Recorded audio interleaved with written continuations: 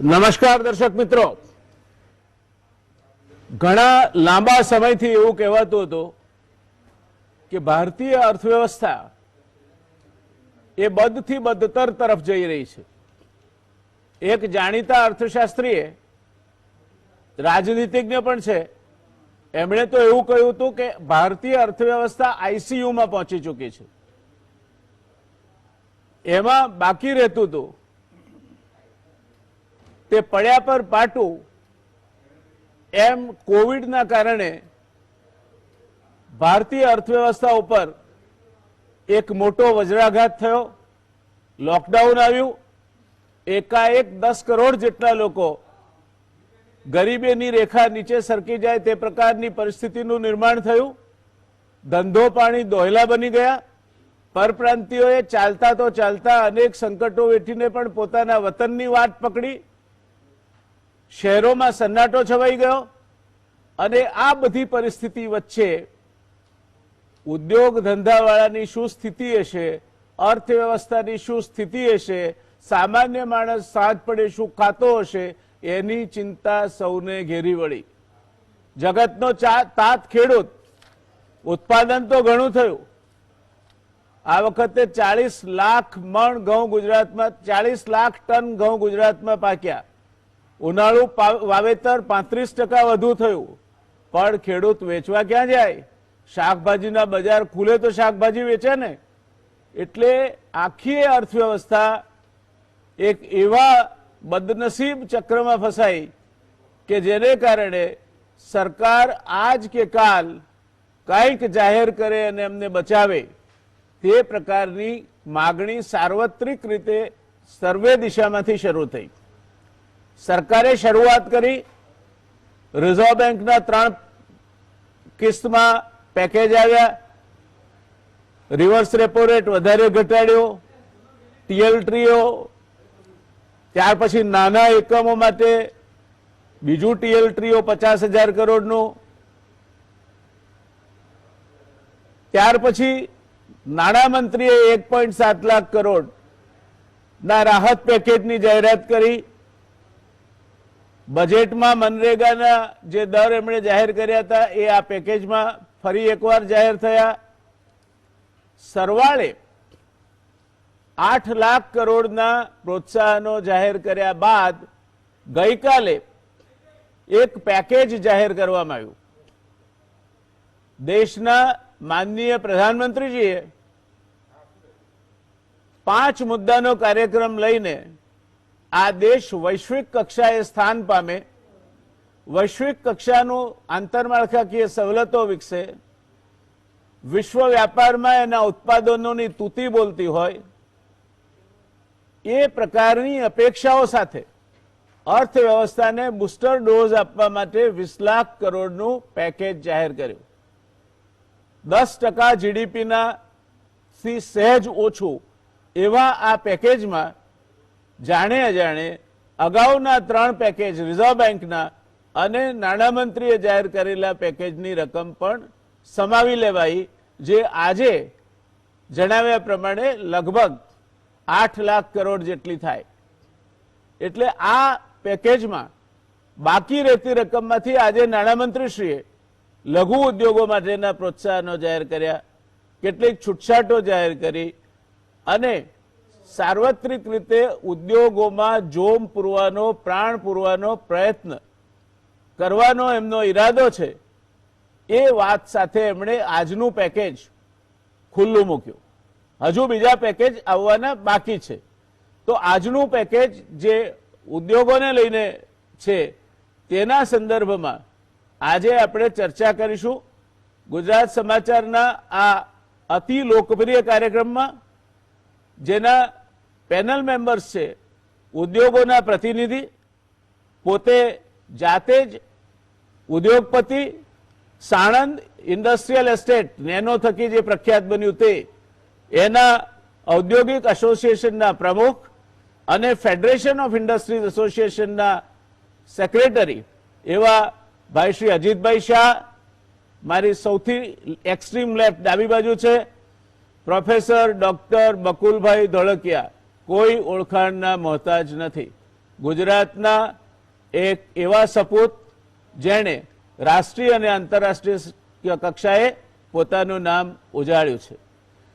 ત્યાં પછી પ્રોફેસર હેમંતભાઈ Shah, professor principal હેમંતભાઈ શાહ એ કંઈક અંશે ડાબેરી અર્થશાસ્ત્રીય નીતિને વરેલા ખૂબ જ અભ્યાસુ, વિદ્યાર્થીઓમાં ભણાવવા બેસે ત્યારે સમયનું પણ ભાન ન રહે એટલી રસપૂર્વક વિષયની રજૂઆત કરનાર અર્થશાસ્ત્રી પ્રિન્સિપાલ પ્રોફેસર હેમંત શાહ એ આજના પેનલના ત્રીજા સભ્ય છે. ત્રણેયને હું આવકારું છું. અજીતભાઈ, પહેલો પ્રશ્ન મારે તમને કરવો છે. આજે જે પેકેજ જાહેર કરવામાં આવ્યું એના ઉદ્દેશો પ્રમાણે આપ જે સેક્ટરનું પ્રતિનિધિત્વ કરો છો એ સેક્ટરના પ્રતિનિધિ તરીકે આપનો પ્રતિભાવ શું છે? ખાસ એક વસ્તુ કહું કે સાહેબ, આમાં આ એક બૂસ્ટર છે. આ કોઈ પેકેજ માનતા નથી અમે, કારણ કે આ જે ઇન્ડસ્ટ્રીઝને જે 3 લાખ કરોડની લોન આપવામાં આવી છે એ એક જાતની 100% લોન જ છે. એમાં કોઈ બીજી કોઈ વ્યાજની રાહત નથી કે કોઈ વધારાની કોઈ ફાયદો નથી. ઇન્ડસ્ટ્રીઝ 2 મહિનાથી બંધ છે. આવનારા બીજા 2 મહિના બંધ જેવી જ રહેવાની છે. આપ જોઈ જ શકો છો ને, આપણે હમણાં કહ્યું એમ ઉદ્યોગકારો બધા રોજગારો અત્યારે પોતાના ગામ જતા રહ્યા છે. ચલાવવી ખૂબ મુશ્કેલ છે. સરકારના કાયદાઓ બી કડક છે કોવિડના કારણે. તો અત્યારે 4 મહિનાનો જે ઇન્ડસ્ટ્રીઝનો લોસ જશે તેની બેંક લોનનું વ્યાજ, જેની અમારી ખાસ માગણી હતી કે આ 4 મહિનાનું વ્યાજ છોડવામાં આવે. હવે 8 લાખ કરોડ રૂપિયા MSMEનું ફાઇનાન્સ છે, તો એક 32,000 કરોડ રૂપિયા કદાચ જો એ માટે ફાળવ્યા હોત તો કદાચ ઇન્ડસ્ટ્રીને વધારે બૂસ્ટઅપ મળત. હવે જે લોનની વાત છે કે આ લોન વધારી આપવામાં આવે છે, એ લોન વધારવાથી અમારું જે લોસ ગયો છે તે પ્લસ હવે જે વધારાની લોન લઈને અમે સરભર કરશું તો એનું ઓવરહેડ્સ પણ વધવાનું છે. ત્રીજી વસ્તુ એવી છે કે આ લોન મેળવવા માટે આપ જાણો છો કે અધિકારીઓ પાસે ફિલ્ટર થવું પડે છે.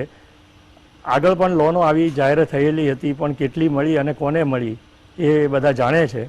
એટલે આપણે એક સૂત્ર માનનીય વડાપ્રધાન સાહેબે આપ્યું હતું કે સૌનો સાથ સૌનો વિકાસ, પણ અત્યારે પરિસ્થિતિ કદાચ એવી થઈ ગઈ છે કે અધિકારીઓનો સાથ અને સૌનો વિનાશ.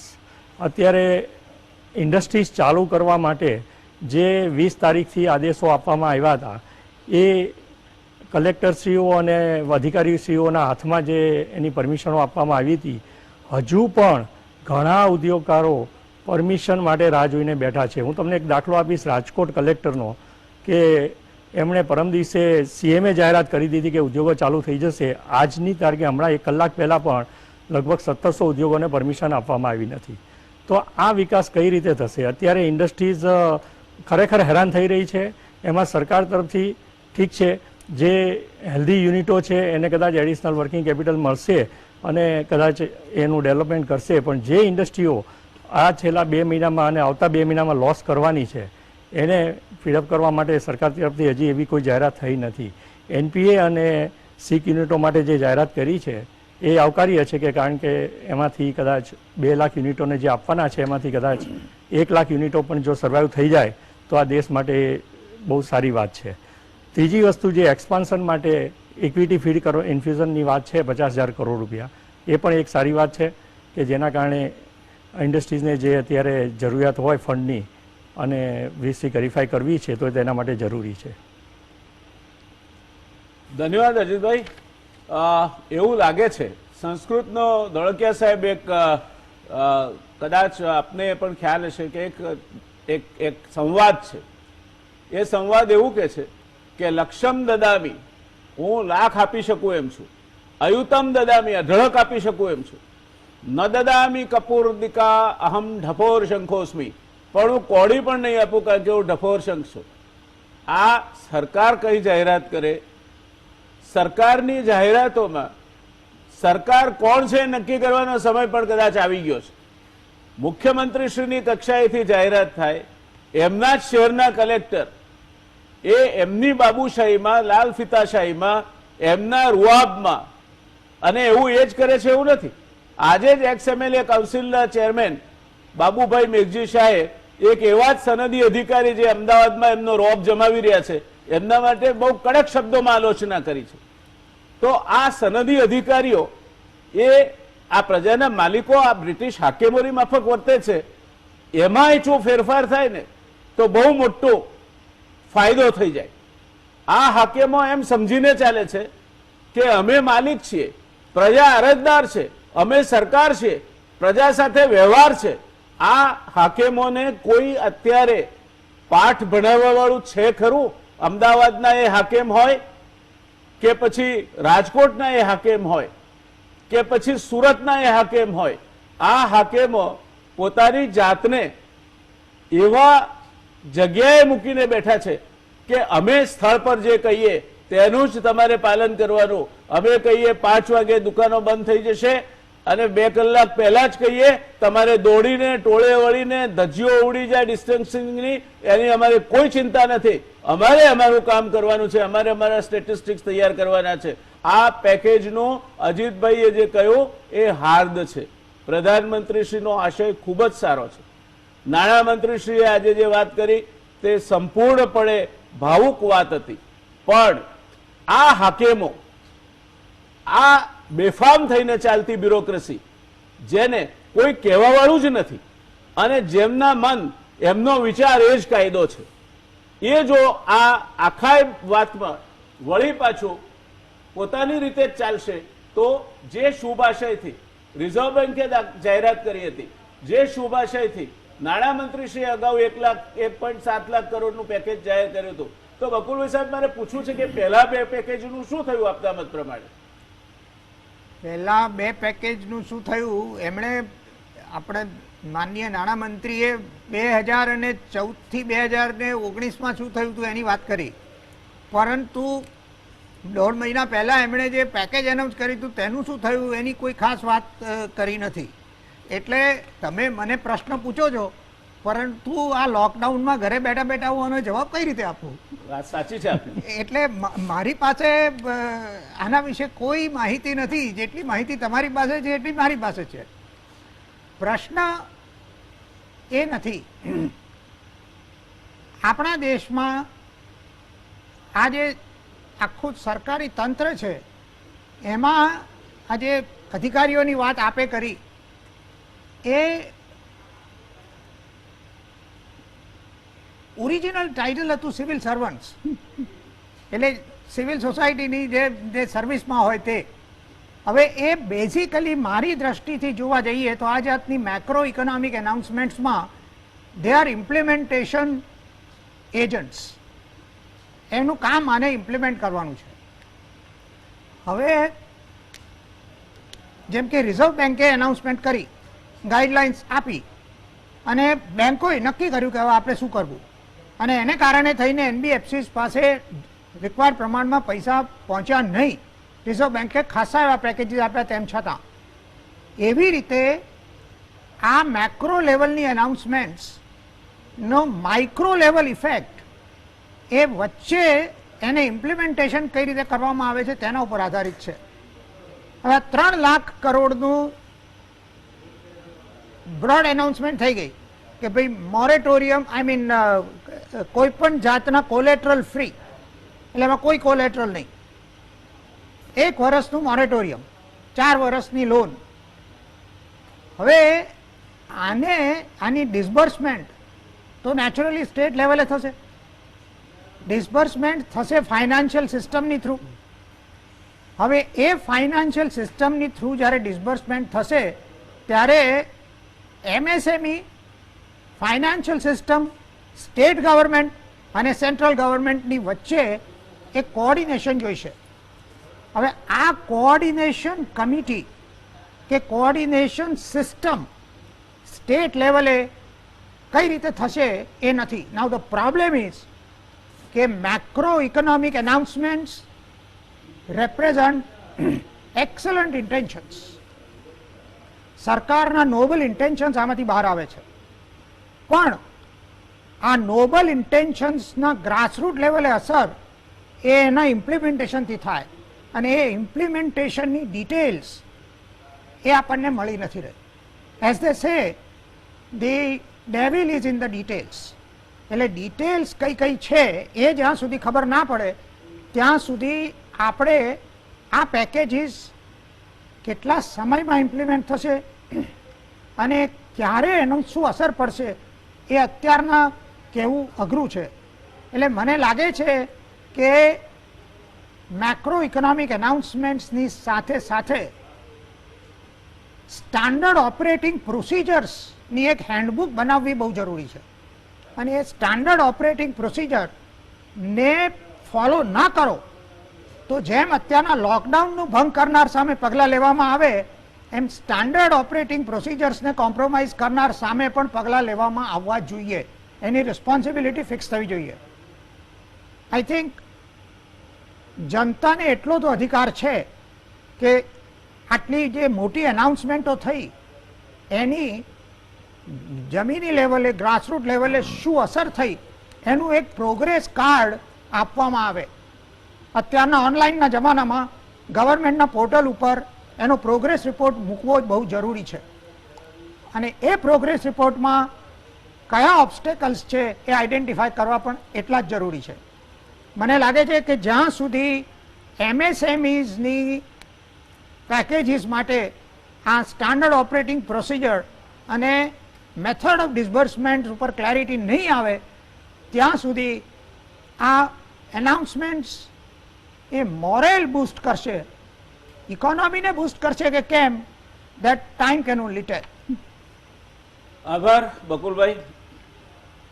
આપના વાતમાંથી જે સૂર ઉઠે છે એ એવો છે કે જાહેરાતો મેક્રો લેવલે એટલે મોટા લેવલે પ્રધાનમંત્રીશ્રીના લેવલે સ્તરે કે રિઝર્વ બેંકના સ્તરે કે નાણામંત્રીશ્રીના સ્તરે ખૂબ આવકારદાયક છે ને આપણે સૌ એને આવકારીએ છીએ.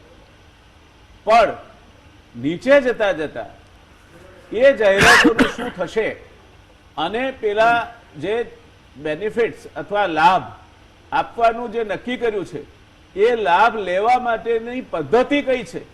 કારણ કે બેંકમાં બે મુશ્કેલીઓ છે. એક તો ત્યાં બેસનારા કે ઘણા ભાગના બાબુઓ એ મહદઅંશે અંગ્રેજી કે હિન્દીમાં બોલતા હોય છે. બીજું કે જેમ અહીંયા સિવિલ સર્વન્ટ્સ ચડી બેઠા છે એમ ત્યાં બેન્કિંગ બ્યુરોક્રેસી પણ કંઈ કામ આંકવા જેવી નથી.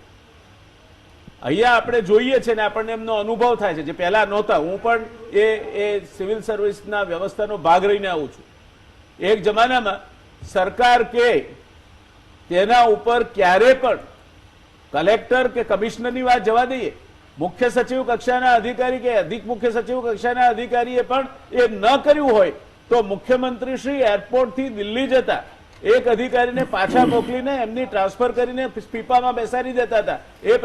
એ મુખ્યમંત્રીઓ અને મંત્રીઓને જોયા છે. આજે પરિસ્થિતિ બકુલભાઈ કહી છે તેવી છે. આશય સારા છે. પ્રધાનમંત્રીશ્રીની નિષ્ઠા બાબતમાં કોઈ શંકા નથી. નાણામંત્રીશ્રીનો આશય ક્યાંય કોઈ પ્રશ્નાચિહ્ન કરવા નથી. પણ જેણે આ પરબીડિયું ડિલિવર કરવાનું છે એ પરબીડિયું ડિલિવર કરવા વાળાએ કઈ શરતોને આધીન ને કઈ રીતે કરવાનું છે, એના પ્રોસિજર શું છે, કોણ કરશે, કઈ રીતે કરશે, આનું કશી જ વાત આજની તારીખમાં ચોક્કસ નથી થતી. અંગ્રેજીમાં એક કહેવત છે કે the real test of the pudding is in it sitting. તમે ખાઓ ત્યારે ખબર પડે. હવે એ પરિસ્થિતિમાં આપણે પ્રોફેસર હેમંતભાઈ શાહને પૂછીએ કે શાહ સાહેબ તમને આ પુડિંગ કેવું લાગ્યું? પહેલા નાના નાના પોર્શનમાં સર્વ થયું અને આજે ગઈકાલે રાત્રે મોટા પોર્શનમાં સર્વ થયું. આજે નાણામંત્રીએ એના ઉપર કંઈક આઈસિંગ્સ નાખ્યા છે. તો આ કેવું લાગ્યું આપને આ બધું? અને આપને શું લાગે છે આનાથી અર્થવ્યવસ્થાને કોઈ વેગ મળશે અથવા તો નાના અને મધ્યમ ઉદ્યોગોનું કંઈ ભલું થશે? શું કહેવું છે આપને? નમસ્કાર વ્યાસ સાહેબ. મને એમ લાગે છે કે આ જે પેકેજની જાહેરાત થઈ છે એ ખરેખર તો બહુ ટૂંકા ગાળામાં આપણને મોટો લાભ કરી આપે એવી કોઈ શક્યતાઓ દેખાતી નથી. એક અગત્યની બાબત મારે આમાં જણાવવી છે અને તે એ છે કે જો આપણે જીડીપીના સંદર્ભમાં આ 20 લાખ કરોડના કુલ પેકેજને આપણે જોવાનું હોય તો પ્રધાનમંત્રીએ એમના ભાષણમાં ગઈકાલે એમ કીધું કે 10% જેટલું થાય છે. એનો અર્થ એવો થાય કે જીડીપી 200 લાખ કરોડ રૂપિયા જેટલું છે. પણ 2019નો જે આંકડો છે તે એવું કહે છે કે 215.60 લાખ કરોડ રૂપિયા જેટલો છે. એટલે જો 20 લાખ કરોડ રૂપિયાનું પેકેજ ગણીએ તો એ 10% જેટલું નથી થતું, પણ લગભગ 9.28% જેટલું થાય છે.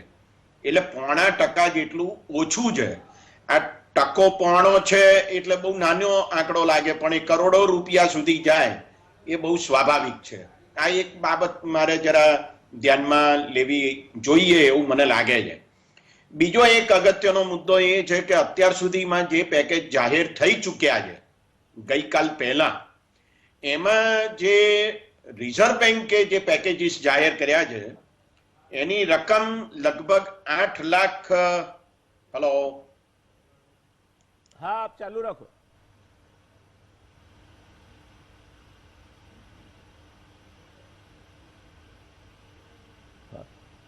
દર્શક મિત્રો, સંપર્ક તૂટ્યો હોય તેવું લાગે છે. ફરી પાછા આપણે હેમંતભાઈ પાસે જઈશું.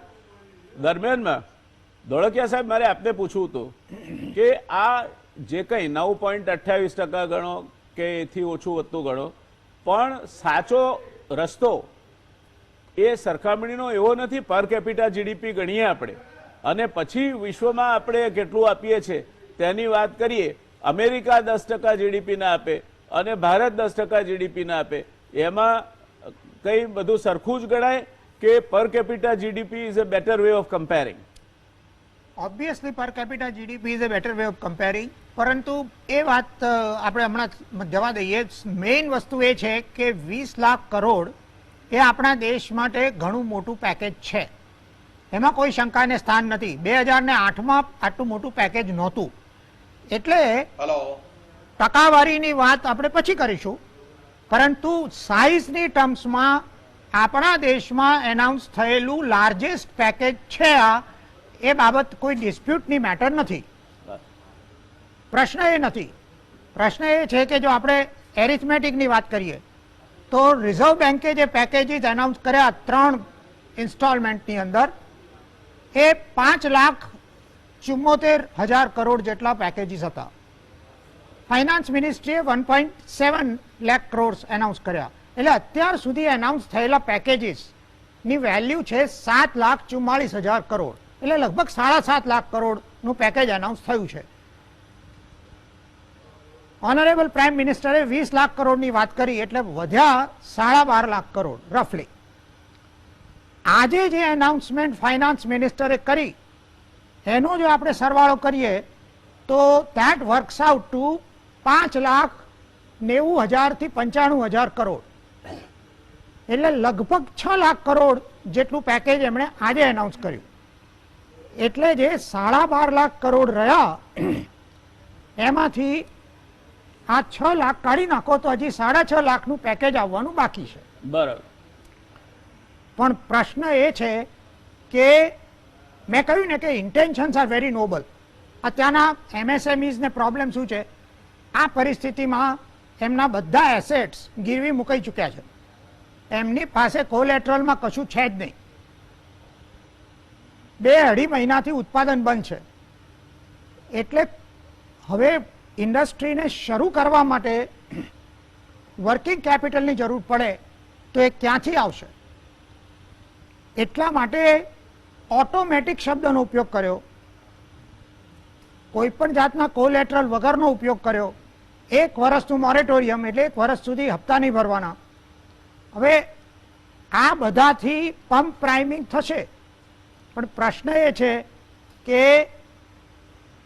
જે એમએસએમઈને ખરેખર જરૂર છે એમને આ ફંડ્સ મળશે કે એમએસએમઈની કેટેગરીમાં વધારે ઇન્ફ્લુએન્શિયલ માણસો આને કોર્નર કરી જશે?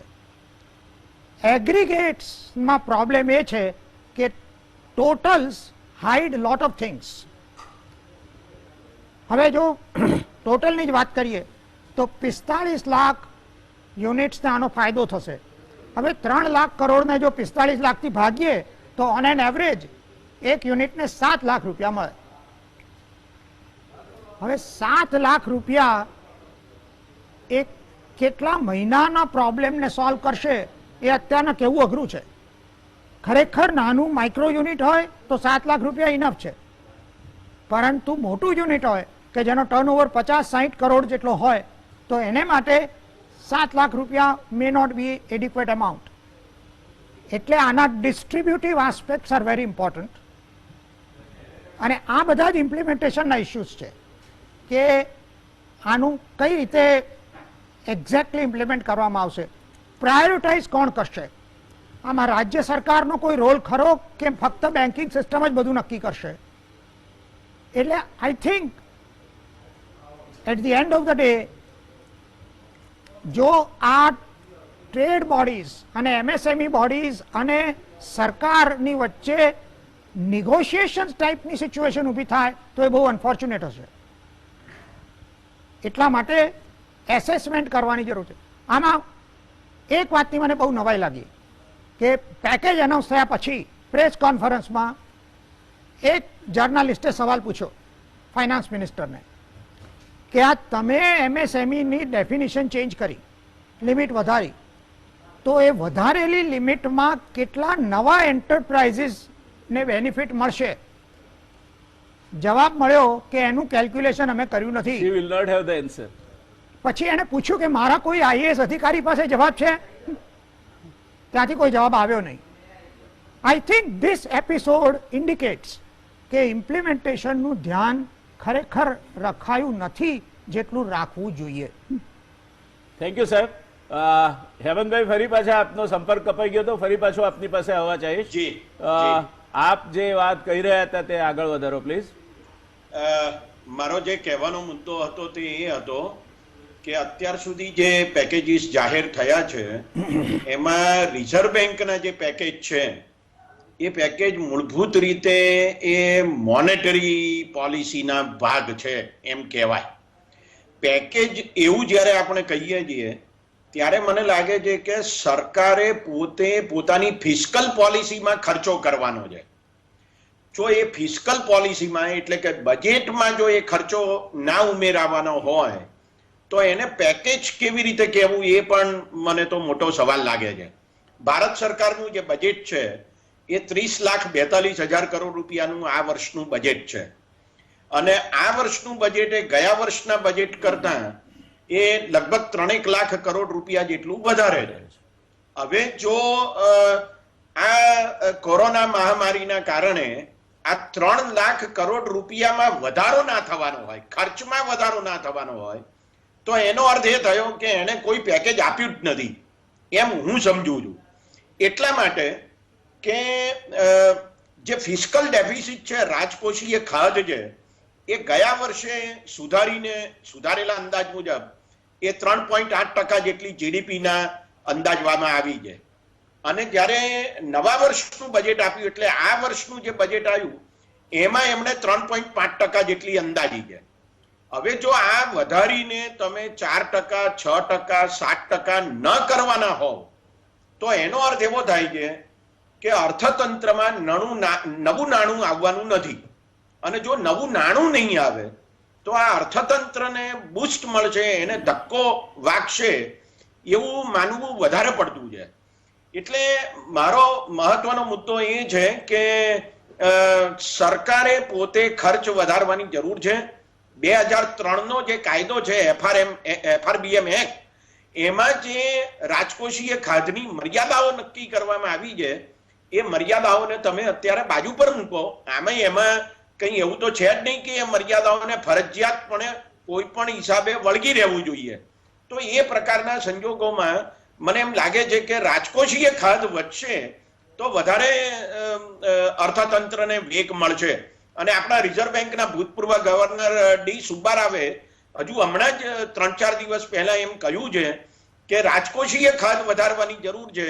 રિઝર્વ બેંક ગમે તેટલો બૂસ્ટ આપશે તો પણ એ બહુ વધારે કામ નહીં કરે. હવે એનું એક કારણ ધોળકિયા સાહેબે બહુ સરસ રીતે આખી વાત કરી અને શાહ સાહેબે પણ કરી તે એ છે કે અત્યારે 2 મહિના સુધી ઉત્પાદન અટકી ગયું છે. બીજા 2-3 મહિના સુધી ઉત્પાદન ખરેખર વધે, ચાલુ થાય એવી સંભાવનાઓ ઓછી છે હવે એ પ્રકારના સંજોગોમાં આ જે કંઈ પેકેજ આવ્યા અને આવશે એમાંનું ઘણું બધું પેકેજ એવું છે કે જે સપ્લાય સાઇડ ઇકોનોમિક્સનું છે, એટલે કે વસ્તુઓ અને સેવાઓનું ઉત્પાદન વધે એને માટેનું છે. પણ બીજો સવાલ એ છે કે બજારમાં એ વધેલા ઉત્પાદનની માંગ ઊભી થશે કે કેમ, અને માંગ ઊભી કરનારો જે વર્ગ છે એની પાસે અત્યારે પૈસા નથી. આ એક બાબત મને લાગે છે કે સરકારે અને સરકારને સલાહ આપનારા અર્થશાસ્ત્રીઓએ અને સરકારને સલાહ આપનારા આઈએએસ અધિકારીઓએ પણ સ્વીકારવાની જરૂર છે. દેશના 80 કરોડ જે ગરીબો છે, જે નેશનલ ફૂડ સિક્યુરિટી એક્ટ હેઠળ આઈડેન્ટિફાઈ થયેલા છે, એ ગરીબો પાસે જો પૈસા નહીં આવે તો આ જે વધેલું ઉત્પાદન છે એ ખરીદશે કોણ, એવો સવાલ મને લાગે છે કે આપણે પૂછવાની આવશ્યકતા છે. બિલકુલ. એટલે મને એમ લાગે છે કે આખું પેકેજ એમએસએમઈ ના સંદર્ભમાં અગત્યનું છે. ફરી એકવાર ધોળકિયા સાહેબે જે વાત કરી એને હું જરા સહેજ આગળ લઈ જઉં કે તમે જો એની વ્યાખ્યા બદલો છો તો પરિણામ એ આવે છે કે તમે કોને વધારે મદદ કરવા માંગો છો, જે ખરેખર માઇક્રો અને સ્મોલ છે એને મદદ કરવા માંગો છો કે મીડિયમ એન્ટરપ્રાઇઝીસને કે જેનું ટર્નઓવર વધારે છે, જેની વર્કિંગ કેપિટલ વધારે છે, જેની પેઇડ અપ કેપિટલ વધારે છે, એને તમે વધારે મદદ કરવા માંગો છો. 200 કરોડ રૂપિયા, અને પછી ડેફિનિશનમાં બે વસ્તુ ઉમેરી દીધી, માત્ર ઇન્વેસ્ટમેન્ટ નહીં પણ ટર્નઓવર પણ ગણાય એવી રીતે પણ લઈ આવ્યા. તો એનો અર્થ એવો થાય છે કે તમે વધારે મોટા ઉદ્યોગો તરફ ગતિ કરવા માંગો છો, એવો કઈ આડકતરો અર્થ આમાંથી નીકળી શકે છે. હેમંતભાઈ, મને લાગે છે કે એક ક્ષણ માટે હું અહીં આપને રોકીશ. એનો જવાબ આપણે અજીતભાઈ પાસેથી જ લઈએ, કારણ કે એ ફેડરેશન ઓફ ઇન્ડસ્ટ્રીઝ એસોસિએશનના સચિવ પણ છે, પોતે ઉદ્યોગપતિ છે અને પોતાના ઇન્ડસ્ટ્રીયલ એસ્ટેટના પ્રમુખ છે. અજીતભાઈ, આ ટર્નઓવરની મર્યાદા વધારી અને જે વ્યાખ્યામાં સુધારો કર્યો એના કારણે ગુજરાતીમાં આપણે જેને મત્સ્ય બલાબલ કહીએ છીએ કે મોટું માછલું નાના માછલાને ગળી જાય, તો આ મહત્વની જે જાહેરાતો કરવામાં આવી છે એના લાભાર્થીઓ સુધી એ પહોંચે એ પહેલા જે આ નવો વર્ગ ઉમેરાયો છે અને જેની સંખ્યા ધોળકિયા સાહેબે કહી તે પ્રમાણે હજુ તો એ સંખ્યા પણ નક્કી કરવાની બાકી છે, પણ એ ખાસી મોટી હશે અને ખાસી મોટી હશે ને એની જરૂરિયાતો પણ ખાસી મોટી હશે. એટલે સાહેબે જે 7 લાખની એવરેજ કહી, એ 7 લાખની એવરેજના બદલે 700 લાખની એવરેજ એક થઈ જાય તે પ્રકારના વર્ગ જો ઉમેરાશે તો ખરેખર આના કારણે લઘુ, મધ્યમ અને માઇક્રો ઉદ્યોગનું ભલું થશે ખરું. આ જે વ્યાખ્યા સુધારી છે એની આપના એસોસિએશનના એક જવાબદાર હોદ્દેદાર તરીકે આપને શું કહેવું છે આ બાબતમાં? એમાં એવું છે સાહેબ કે એમણે જે કહ્યું છે કે ઇન્વેસ્ટમેન્ટ અને ટર્નઓવર બંનેને એ લોકોએ જોડ્યા છે.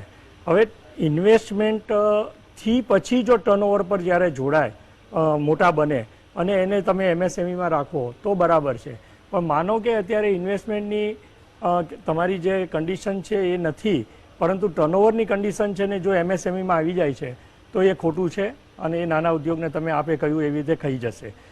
આપે આગળ એક કહ્યું કે જે અધિકારીઓની વાત કરું તો ગુજરાતમાં આજે એક કમિટી બનાવવામાં આવી છે, પ્રોવાઇડિંગ સજેશન મેઝર્સ.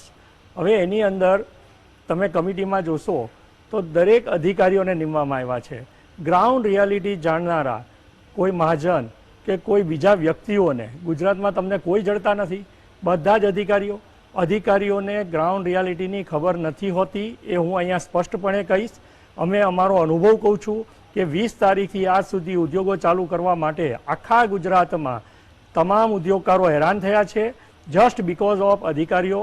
માનનીય વડાપ્રધાન શ્રીના દરેક પગલાંને ખરેખર સર આંખો પર છે, પરંતુ ત્યાંથી જેમ આપણે એક કહેવત છે, એક વાત બીજા પરથી ત્રીજા પરથી ચોથા પર જાય ત્યારે બદલાઈ જતી હોય છે. લાઈક દેખ ત્યાંથી ગાઈડલાઈન આવે સ્ટેટ ગવર્મેન્ટ કલેક્ટર પાસેથી અધિકારીઓ પાસે. સાણંદમાં છેલ્લા 4 દિવસથી કામદારોને જવા માટે ટ્રેન માટે સવારે 6:30 વાગે બોલાવીને 10 વાગે પાછા મોકલી આપવામાં આવે. કોઈ જાતનું મેનેજમેન્ટ નથી ચાલતું, એ અત્યારે ઉદ્યોગોને તકલીફ આપી રહ્યું છે. બીજી વાત, વ્યાસ સાહેબ આપ તો પ્રોજેક્ટના બહુ જાણકાર છો, હું એક મારા નાના પ્રોજેક્ટની વાત કરું. 5 કરોડ રૂપિયાનું ઇન્વેસ્ટમેન્ટ હોય, જેમાં 4 કરોડની લોન હોય અને 1 કરોડ મારા પોતાના હોય. હવે આ 4 મહિનામાં મારું 60 થી 70 લાખ રૂપિયાનો લોસ જવાનો છે. હવે એ લોસને મારે ભરપાઈ કરવો છે. હવે તમે કદાચ માની લો સરકાર તરફથી 1 કરોડ રૂપિયાની લોન વધારે મળી તો એ તો મારા ખાડા પૂરવામાં જવાની છે ને મારું ઓવરહેડ્સ વધી જવાનું છે. હજી પણ ઇન્ડસ્ટ્રી ચાલુ થઈને આગળ શું થશે એ ખબર નથી. એટલે અમારી માગણી જે હતી એને આજે પણ છે કે 4 મહિનાના વ્યાજની માફી જો સીધી આપવામાં આવી હોત તો અમારે કોઈ અધિકારી પાસે જવું ના પડત, કોઈ લોન પાસ કરાવવા જવું ના પડત અને અમને ડાયરેક્ટ અમારો બેનિફિટ મળી જાત. બીજી વાત છે કે લેબરને સરકાર કહે છે 2 મહિનાથી પગાર કરી દો. આજે તમે એક વિચાર કરો કે માર્ચ મહિનાનો ચલો અમે પગાર કરી દીધો કારણ કે વડાપ્રધાનની એક અપીલ એવી હતી અને માનવીય હતી. અમે 7-8-10 દિવસના પગાર સમૂહ ન જોયું. હવે કે છે એપ્રિલનો કરો, કાલે કદાચ કહેશે મેનો કરો. હવે ઉદ્યોગો આ બધો પગાર કાઢશે ક્યાંથી? આ ઇઝી નથી. આપણે બોલવું બહુ સહેલી વાત હોય છે, બાકી ઉદ્યોગ પણ હેન્ડ ટુ માઉથ ચાલતો હોય છે. હવે એના માટે છેલ્લે લેબર ડાયરેક્ટરો અમારા ઉપર નોટિસો આપવા લાગ્યા, ક્રિમિનલ એક્શન લેવાની નોટિસો આપવા લાગ્યા, જેના માટે છેલ્લે ના છૂટકે કાલે અમારે માનનીય સુપ્રીમ કોર્ટમાં જવું પડ્યું અને અમારે કેસ કરવો પડ્યો. હવે ઉદ્યોગકારોએ ઉદ્યોગ ચલાવવો, આવા કેસ કરવા, સરકારના જવાબ આપવા. એટલે ખરેખર અત્યારે અમારી એક રિક્વેસ્ટ છે સરકારને કે પહેલાં તો અમને આ બધા ખાડાઓમાંથી બહાર કાઢે અને પછી અમે વૈશ્વિક હરીફાઈમાં, ગુજરાત તો છે ને સાહેબ કોઈએ મદદ નહોતી કરી ત્યારે પણ વૈશ્વિક હરીફાઈમાં ઊભો રહ્યો જ છે અને MSME છે આજે 40% એક્સપોર્ટ કરે છે. આજે અહીંના GDPમાં સૌથી મોટું યોગદાન છે અને બધા ઝીરોમાંથી ઉપર આવ્યા છે. આજે ઘણા બધા મોટા ઉદ્યોગકારો તમે લિસ્ટ કાઢો તો બધા નાનામાંથી મોટા થયેલા છે. એટલે એને કોઈ તકલીફ પડવાની નથી. બીજું, સરકાર એક ઇન્ફ્રાસ્ટ્રક્ચરની વાત કરી રહી છે, ઇન્ફ્રાસ્ટ્રક્ચર ડેવલપ કરવાની. સાહેબ, સાણંદ GIDCમાં ઇન્ફ્રાસ્ટ્રક્ચર 10 વર્ષથી રેડી છે. આજે 700 હેક્ટર જગ્યા વેચાયા વગરની પડી છે અને બીજી 500 હેક્ટર જગ્યાઓમાં ઇન્ડસ્ટ્રી જગ્યા આપ્યા છતાં ડેવલપ નથી થઈ શકી. અને સામે દાખલો આપું તમને મોરબીનો કે મોરબીમાં કોઈ ઇન્ફ્રાસ્ટ્રક્ચર નથી, સરકાર તરફથી ત્યાં આપવામાં નથી આવતી, છતાં પણ એ ઉદ્યોગ ડેવલપ થઈ ગયો છે. તો આ અધિકારીઓ જે બાબુઓના જે અત્યારે આપે જે આગળ વાત કરી તેના કારણે આજે આ જે ગુજરાતનો અથવા તો ભારતનો વિકાસ, ઇન્ડસ્ટ્રીયલ જે વિકાસ છે એ અટકી પડે છે. અને અત્યારે જે કોવિડની પોઝિશન છે એના કારણે વધારે તકલીફ ઊભી થઈ છે. તો સરકારશ્રીએ તાત્કાલિક આ જે 3-4 મહિનાના બીજા બધા પ્રશ્નો સ્ટેટ લેવલના ઘણા છે, પરંતુ જ્યારે કેન્દ્ર સરકાર તરફથી આ જાહેરાત થઈ છે તો 4 મહિનાનું બેંકનું વ્યાજ માફ કરીને બાકીની પછી લોન જો આપી હોત તો ખરેખર ઉદ્યોગો આગળ વધી શકત. અત્યારે તો આ અમારે ખાડો પૂરવામાં લોન જશે એ હકીકત છે. એટલે અજીતભાઈના કહેવા પ્રમાણે આમાંથી કંઈ ઝાઝો માલ નીકળે એવું દેખાતું નથી. બ્યુરોક્રેટ્સની વાત કરી એ બાબતમાં પણ મેં પણ કહ્યું, બકુલભાઈ સાહેબે પણ કહ્યું. મારે કહેવું છે કે આજનું ગુજરાત એનો 1973 થી 1990 સુધીના સુવર્ણકાળનો એના વિકાસના હું સાક્ષી રહ્યો છું અને આ ગુજરાતના વિકાસમાં અનેક સનદી અધિકારીઓનો સિંહ ફાળો છે એવું કહેતા પણ મને જરાય સંકોચ નથી. એ આખું કોણ જાણે ક્યાં એ રાજનીતિજ્ઞો અને એ સનદી અધિકારીઓ એ આખો ફાલ ખોવાઈ ગયો છે. અત્યારના સનદી અધિકારીઓ એ હાકેમો બની ગયા છે અને એમાં પણ નામ દઈને કહી શકાય એવા અડધો ડઝન એવા છે અને એકાદ તો જાણે ગુજરાત એમની જાગીર હોય તે રીતે અહીં પલોઠી વાળીને બેસી ગયા છે. એ અધિકારીઓ ગુજરાતને શું સમજી શક્યા નથી. ગુજરાતને આ જ સનદી અધિકારીઓએ મોટું કર્યું છે. લલિત દલાલ સાહેબનું નામ દો કે એન વિઠ્ઠલનું નામ દો કે સુરેશભાઈ શેલતનું નામ દો, MG શાહ સાહેબનું નામ દો, અનિલ શાહનું નામ દો, મુકુંદનનું નામ દો, કેટલાના નામ દેવા. આ લોકોનો સિંહ ફાળો છે, આ જ અધિકારીઓનો સિંહ ફાળો છે. Bureaucracy per se has contributed in development of the state handsomely. પણ અત્યારે જે જમાત પેદા થઈ છે તે જમાત સમજી લે કે આ એમની જે જોહુકમી છે તે જોહુકમી અને સ્ટેક હોલ્ડર્સને સાથે નહીં રાખવાની વૃત્તિ, માલિક ભાવ, માલિકી હક ભાવ એ આ સ્ટેટના જહનમાં નથી, અહીંની આબોહવામાં નથી. તમે કદાચ થોડોક સમય તમારી જોહુકમી ચલાવી શકશો, લાંબા ગાળે તમે આ રાજ્યનું બહુ મોટું અહિત કરો છો. પણ એના માટે કોને દોષ દેવો? ગુજરાત રાજની પ્રજાનું ખમીર અને જમીરત સુકાઈ ગયું હોય ત્યાં કોને દોષ દેશો તમે? એ ચલાવી લે છે, માટે ચાલે છે. બાકી એક ભિખારી 2 રૂપિયાનું બિસ્કિટનું પેકેટ ખરીદે છે, એમાં પણ જીએસટી છે, એમાંથી પગાર થાય છે આ લોકોને. આપણે કેમ આ બધું ભૂલી જઈએ છીએ? તો હેમંતભાઈ શાહ સાહેબ, મારે આપને પૂછવું છે, જરા થોડું ઝડપથી મારે આપની વાત સાંભળવી છે કે હવે આ 20 લાખ કરોડ જાહેર થયા પછી આપને શું લાગે છે ગુજરાતનો જીડીપી કેટલો વધશે, કેટલો ઘટશે? આ વર્ષ માટેનો ગુજરાતના જીડીપીનું આપનું પૂર્વાનુમાન શું છે? જીડીપી નો વૃદ્ધિ દર ગુજરાતને માટે પણ ઘટશે અને સમગ્ર દેશને માટે પણ વૃદ્ધિ દર ઘટશે એવા બધા અંદાજો આપણે જોઈ રહ્યા છીએ કે રાષ્ટ્રીય અને આંતરરાષ્ટ્રીય સ્તરે આવી ચૂક્યા છે. અને રાષ્ટ્રીય સ્તરે પણ એ 2.5 થી 3% જેટલો જીડીપી નો વૃદ્ધિ દર ઘટી જાય. એકાદ અંદાજ તો એમ પણ કહે છે કે માઇનસ થઈ જાય, એટલે જીડીપી વધવાને બદલે ઘટે એવા પ્રકારની પરિસ્થિતિ પણ ઊભી થાય. ગુજરાતના સંદર્ભમાં જો કહીએ તો જે લગભગ 8 થી 8.5% જીડીપી નો વૃદ્ધિ દર, રિયલ જીડીપી ગ્રોથ રેટ જે છે, એમાં પણ મને એમ લાગે છે કે ઓછામાં ઓછો 2.5 થી 3% ઘટાડો થાય એવી સંપૂર્ણ સંભાવના છે.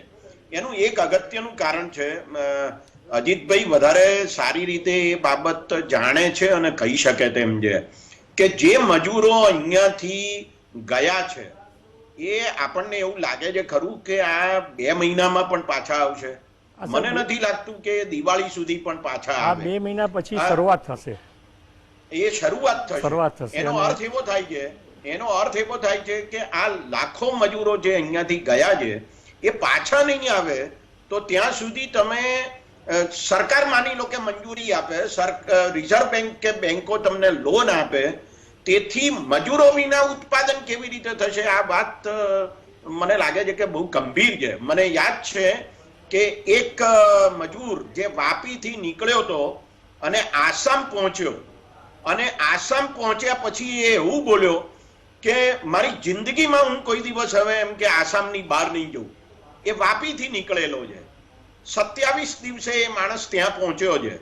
હવે મારો કહેવાનો મુદ્દો એવો છે કે આવા અનેક ઇન્ટરવ્યુઝ આવી ચૂક્યા છે ગુજરાત વિશે કે જે મજૂરો ગુજરાતમાંથી ગયા છે, એ ગુજરાતમાંથી અમે કદી પાછા નહીં આવીએ એવું બોલનારા મજૂરો છે. તો મારો કહેવાનો મુદ્દો એ છે કે આ મજૂરો પાછા આવે અને ઉત્પાદનની પ્રક્રિયામાં જોડાય એવું કશુંક વિચારવું જોઈએ. દાખલા તરીકે વાઇબ્રન્ટ ગુજરાતની પરિષદ થાય છે ત્યારે ગુજરાતના અધિકારીઓ એ આખી દુનિયામાં ફરે છે અને ફરીને પછી બધા મૂડીરોકાણકારોને, કંપનીઓને બોલાવવા માટે એમને વિનંતી કરે છે.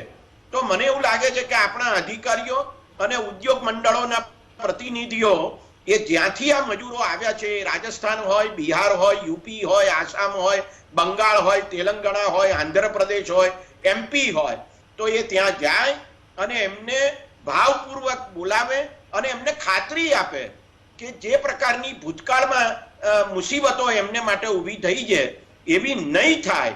તો એ અહીંયા આવશે અને તો ગુજરાત જે વાઇબ્રન્ટ, ગતિશીલ, અડીખમ એવું બધું જે આપણે કહીએ છીએ એ કહેવામાં આપણને ગર્વ થશે. નહીં તો ગર્વ નહીં થાય અને ઉદ્યોગો પણ મરશે.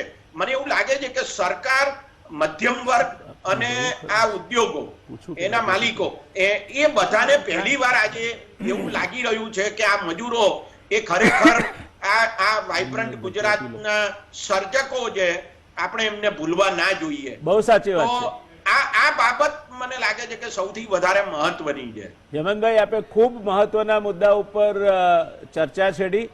આપણે હ્યુમન રિસોર્સિસ શબ્દ વાપરીએ છીએ એમના માટે. હ્યુમન રિસોર્સિસ એટલે આ જો હ્યુમન રિસોર્સિસ જ નહીં હોય તો ઉત્પાદન થવાનું શક્ય નથી. એટલે ધોળકિયા સાહેબને મારે પૂછવું છે કે સાહેબ, વ્યાપક બેરોજગારી છે અને હજુ બેરોજગારી વધવાની છે, ત્યારે અહીંથી જે ખરાબ અનુભવ લઈને ગયા તે કદાચ પાછા નહીં આવે, પણ ચોરાનું નખો જ જતું નથી. વેપાર અથવા તો રોજગારીની શોધમાં જે લોકોને થોડાક જેને કહેવાય કે વધારે પડતા સાહસિક છે એ લોકો પાછા ગુજરાતમાં મજૂર તરીકે કામ કરવા માટે આવે એવી શક્યતાઓ જે વ્યાપક બેરોજગારી છે જોતા આપ જુઓ છો. આને ભૂલાતા કેટલો સમય લાગશે આ કડવી ઘટનાઓને? આમાં ટૂંકા ગાળામાં જોઈએ તો આ મજૂરો ટૂંકા ગાળામાં પાછા નહીં આવે, એટલે આવતા 3 મહિના 4 મહિના 5 મહિના સુધી લેબરનો પ્રોબ્લેમ નડશે. પણ એન્ડ ઓફ ધ ડે આપણે સવાલ એ પૂછવો જોઈએ કે આ મજૂરો ઇન ધ ફર્સ્ટ પ્લેસ અહીંયા આવ્યા હતા કેમ? કારણ કે જે તે રાજ્યની અંદર એમને રોજગાર મળ્યો નહોતો. હવે જે રાજ્યોમાંથી આવ્યા છે એ રાજ્યોમાં કંઈ છેલ્લા 2-3 વર્ષમાં એવો વિકાસ થયો નથી કે એમને ઘણી બધી જોબ ઓપોર્ચ્યુનિટીઝ ત્યાં મળે. એટલે આ અનુભવને ભૂલતા એમને સમય થશે, પણ at the end of the day એ નહીં આવે તો એમના પડોશી આવશે. પરંતુ ગુજરાતની અંદર એમ્પ્લોયમેન્ટ ઓપોર્ચ્યુનિટીઝ છે, અને બીજું કે જે કોન્ટ્રીબ્યુશન આ વર્કર્સ કરી રહ્યા હતા એ આપણા વર્કર્સ કરવા નથી માંગતા. ધોઝ જોબ્સ આપણા લોકલ ગુજરાતીઝ કરવા નથી માંગતા. એટલા માટે આપણે આ પરપ્રાંતીય મજૂરો ઉપર ડિપેન્ડન્ટ છીએ. એટલે આ પ્રોબ્લેમ 6 મહિના સુધી ચાલશે, પરંતુ દિવાળી પછી ફરી પાછું at the end of the day economic compulsion overrides everything else. અને હકીકત એ છે કે જે તે રાજ્યોની અંદર સફિશિયન્ટ પ્રમાણમાં કામ મળતું નથી, અને એટલા માટે અલ્ટિમેટલી અહીંયા આવવું પડશે. જે લોકો મોર રિસન્ટ માઇગ્રન્ટ્સ હતા એમને તકલીફો વધારે થઈ છે. જે અનુભવી માઇગ્રન્ટ્સ હતા, જે અહીંયા વર્ષોથી મજૂરી કરી રહ્યા છે, એમને પ્રોબ્લેમ્સ ઓછા નડ્યા છે. એટલે પાર્ટલી આ રિસન્ટ માઇગ્રન્ટ્સનો પણ પ્રોબ્લેમ છે, અને partly it is also the failure of the state government to address the issue of migrant labour. એટલે આનું સોલ્યુશન આપણે કાઢવું પડશે.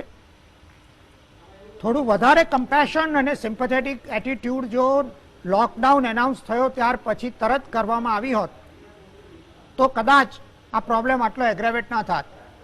પણ આઈ થિંક ગવર્નન્સનો એક પ્રિન્સિપલ છે કે જ્યાં સુધી પ્રોબ્લેમ એટલો એગ્રેવેટ ના થાય ત્યાં સુધી આના તરફ કોઈનું ધ્યાન નથી જતું. એટલા માટે આ પ્રોબ્લેમને ઇગ્નોર કરવામાં આવ્યો તો દેટ ઇઝ ટુ અવર ડેટ્રીમેન્ટ. મારું એમ કહેવાનું છે કે ઇન્ડસ્ટ્રી એસોસિએશન્સનો પણ આમાં ફાળો છે કે એમણે સરકારને કહેવું જોઈએ કે આ માઇગ્રન્ટ લેબરની ઇસ્યુને તમે ધ્યાન આપો. સાચી વાત કહી ધોળકિયા સાહેબે. પ્રશ્ન એ છે કે ઇકોનોમિક કમ્પલ્શન્સ ઓવરરાઇડ એવરીથિંગ એલ્સ, એટલે બહુ લાંબા ગાળા સુધી આ દુઃખદ સંસ્મરણો નહીં રહે, પણ આપણી ભૂલ તો થઈ જ છે. ઉદ્યોગના જે માલિકો છે એમની પણ ભૂલ થઈ છે કે એમણે સરકારને તાત્કાલિક અસરથી એમના માથે બેસીને આમની વ્યવસ્થા કરાવવી જોઈતી હતી, અને એ નથી થઈ. એ ચૂક થઈ છે, હકીકત છે. અજીતભાઈ, આ પરિસ્થિતિના કારણે 2 વસ્તુ શક્ય છે. એક તો મજૂરો ના આવે એટલે ઉદ્યોગો અંડર કેપેસિટી ચાલે, અને એના કારણે બિલો બ્રેક ઇવન ચાલે, એટલે એમની જે નફા શક્તિ છે એ ઘવાય. અને બીજું એથી વધારે ખરાબ તો એ છે કે સ્કિલ ડેવલપ કરતા જો નવા મજૂરો આવે તો પેલા જે લોકોને સ્કિલ હતી તે સ્કિલ ડેવલપ કરતા સમય લાગે. આ બંને બાબતોમાં આપને શું લાગે છે કે ઉદ્યોગોની નફા શક્તિ ઉપર એની કેટલી અસર થશે, અને ક્યાર સુધી આ ઘવાયેલી નફા શક્તિ સાથે ઉદ્યોગોએ કામ કરવું પડશે, અને એની સૌથી વધુ અસર કોને થશે? નાના, માઇક્રો, મધ્યમ, કઈ કક્ષાના ઉદ્યોગોને? એની મોટા ઉદ્યોગોને નહીં થાય. They have there definite labour force, અને એમને કોઈ તકલીફ હોય એવું દેખાતું નથી. ઓટોમેશન પણ છે. અને છેલ્લો પ્રશ્ન મારો એની સાથે એ પણ જોડવા માંગુ છું કે ડઝ ધીસ મીન કે આવનાર સમયમાં એફોર્ડ કરી શકે એવા મધ્યમ અને નાના ઉદ્યોગો પણ શક્યતા ઓટોમેશન તરફ વળશે? સાહેબ, ઓટોમેશન તરફ જવા માટે નાની ઇન્ડસ્ટ્રીને ફાઇનાન્શિયલ પ્રોબ્લેમ ઘણા હોય છે, છતાં પણ છેલ્લા 10 વર્ષમાં ઘણું બધું ઓટોમેશન થયું છે.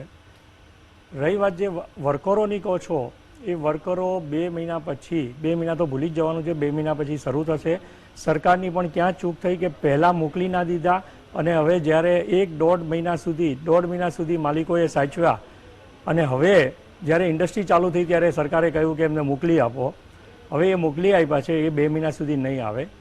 2 મહિના પછી શરૂ થશે, અને એના આવતા બીજા 2 મહિના થશે. એટલે ટોટલ સાહેબ 3 થી 4 મહિના સુધીમાં આને લાઇનઅપ થતા થશે.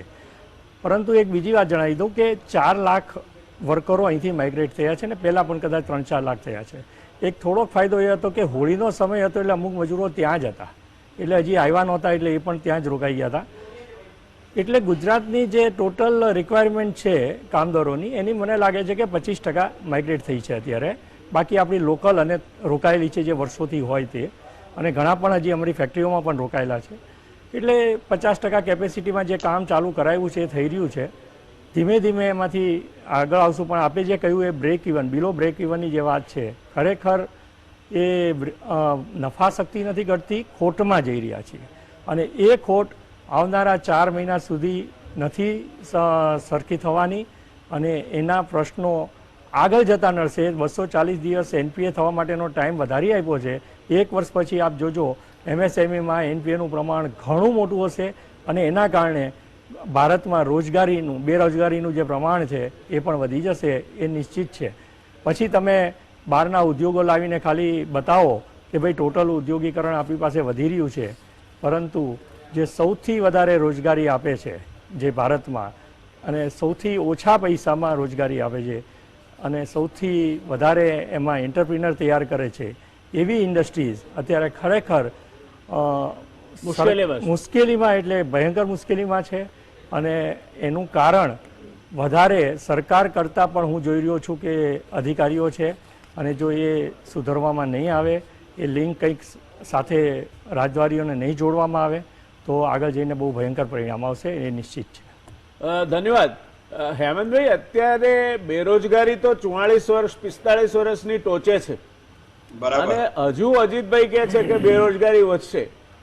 તો ગુજરાતમાં આટલી મોટી બેરોજગારી જો થાય તો એની ફોલઆઉટ ઇફેક્ટ, એના બીજા પરિણામો શું થઈ શકે, શું આવી શકે? જો આમાં એવું છે કે બેકારી વધી છે, અને અજીતભાઈએ કહ્યું એમ હજુ વધવાની છે. જો એ પ્રકારની પરિસ્થિતિ ઊભી થાય તો જીડીપીનો જે વૃદ્ધિ દર ઘટ્યો એનું પણ એક પરિણામ બેકારી છે.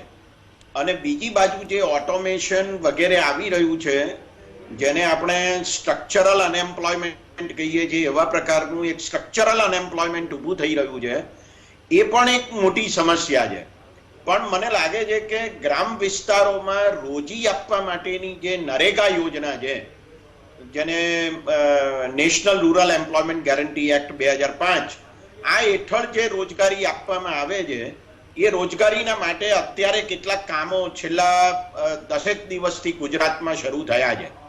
મને એમ લાગે છે કે આ કામો વધારે સારી રીતે રજૂ થાય, અને જે 220 રૂપિયાનું લઘુત્તમ વેતન નક્કી કરવામાં આવ્યું છે નરેગામાં, એટલી પણ જો એમને રકમ પ્રાપ્ત થાય 100 દિવસની રોજગારીની, તો પણ મને લાગે છે કે ગુજરાતમાં ખાસી પરિસ્થિતિ સુધરી શકે. હેમંતભાઈ, પ્રશ્ન એ થાય છે કે આપણે પેલા જે પ્રોફેસર સી.કે. પ્રહલાદે કહ્યું છે બોટમ ઓફ ધ પિરામિડના હાથમાં પૈસા મૂકવાની જરૂર છે, એવું આપ કહેવા માંગો છો? એ સર્વથા યોગ્ય છે, અને નીતિઓએ પણ એ દિશામાં જવું જોઈએ. દર્શક મિત્રો, ગુજરાતીમાં કહેવત છે, લાડી પાડી નીવડે વખાણ. આજે આપણે આશાથી આ 20 લાખ કરોડના પેકેજની જુદી જુદી બાબતોના 1 કલાકની મર્યાદામાં જે છણાવટ થાય તે કરી છે. એનું એક માથામાં વાગે એવું તારણ એ નીકળ્યું છે કે આ રાજ્ય સર્વત્ર સર્વતયા અધિકારીઓની નાગચૂડમાં એવું ફસાયું છે કે પ્રજાનું નેતૃત્વ લગભગ નષ્ટપ્રાય થઈ ગયું છે. આ પાછું આવશે તો રાજ્યમાં ખમીર છે, જમીર છે, ઉદ્યોગ સાહસિકતા છે. ગુજરાત ચોક્કસ આ જે કટોકટી ઊભી થઈ છે એને પાર કરીને વળી પાછું પ્રગતિના રસ્તે આગળ વધવા માટે સક્ષમ છે. પણ ગળે ઘંટીનું પડ્યું બાંધી અને આપણે કહીએ કે સ્વિમિંગ પુલમાં પડ તો ગમે તેવો સારો તારું હોય તો પણ પહેલો નંબર ન આવી શકે, એ ડૂબે, એ પરિસ્થિતિ આજની આ અધિકારીઓ દ્વારા સંચાલિત પરિસ્થિતિએ આપણા માટે ઊભી કરી છે. અને એ પરિસ્થિતિ બદલાય એવું દરેક ગુજરાતી ઈચ્છશે, અને જેટલી જલ્દી બદલાશે તેટલી રાજ્યના હિતમાં હશે. અધિકારી પ્રજાનો સેવક છે, પ્રજાનો માલિક નથી. આ વાત એના મગજમાં સ્પષ્ટ હોવી જોઈએ, જે ક્યાંક વિસરાય છે. આપણે આશા રાખીએ ફરી પાછી એ ભાવના પુનઃ પ્રાગટ્ય થાય, એની રાહ જોઈએ. ધન્યવાદ હેમંતભાઈ, બકુલભાઈ સાહેબ, અજીતભાઈ. આપે ખૂબ ઉપયોગી સૂચનો કર્યા, સરસ મજાની ચર્ચા જામી, ભાગ લીધો. આપ સૌનો આભાર. દર્શક મિત્રો, વળી પાછા મળીશું આપણે એક નવા મુદ્દા સાથે. ચર્ચાની ચકડોળે ગુજરાતને આપણે આગળ લઈ જવું છે એ ભાવના સાથે, સૌનું સારું થાય, સૌનું કલ્યાણ થાય, સૌ સુખી થાય એ ભાવનાને આગળ વધારવા માટે જીએસટીવી પરની આ ચર્ચાઓ ક્યારેય આ તરફ કે પેલી તરફ નહીં, પણ તટસ્થતાથી નિષ્ણાતોના માર્ગદર્શનને સંપૂર્ણ નિર્ભય રીતે પોતાની સ્વૈચ્છિક અનુકૂળતા અને વિચારસરણી મુજબ રજૂ કરે છે એ પ્રણાલીને આપણે આગળ વધારીશું. શુભરાત્રિ. આવજો.